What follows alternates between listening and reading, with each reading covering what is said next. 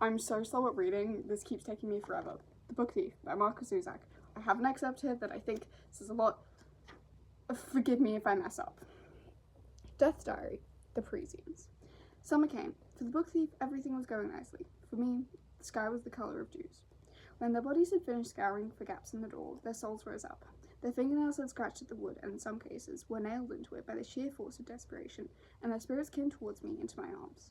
We climbed out of those shower facilities onto the roof and up, into eternity's certain breadth.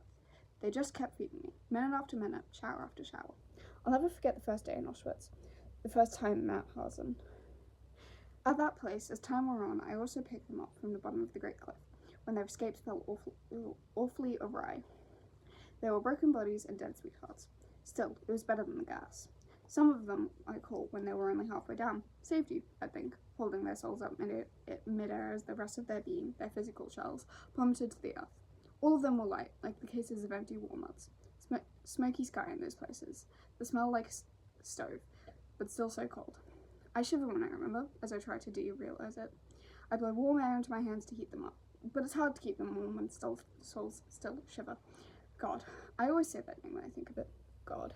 I speak it. Twice I speak it. I say his name in a futile attempt to understand, but it's not your job to understand. That's me, he replies. God never says anything. You think you're the only one he never answers to? Your job is to, and I start listening to me, because, to put it bluntly, I tire me.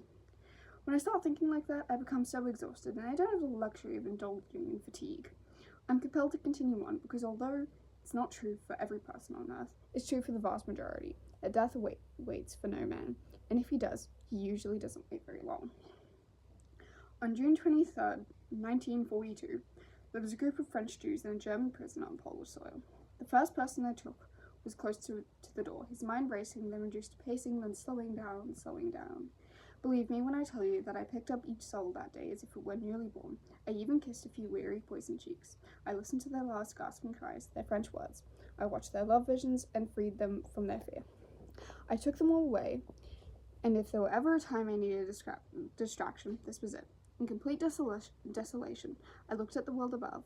I watched the sky as it turned from silver to grey to the colour of rain. Even the clouds tried to look the other way. Sometimes I imagined how everything appeared above those clouds, knowing without question that the sun was blonde and the endless atmosphere was a giant blue eye. They were French, they were Jews, and they were you. So fun fact, if it wasn't obvious, this book is about Nazi Germany. So, I think it's relevant, especially that last line. So I wanted to share it.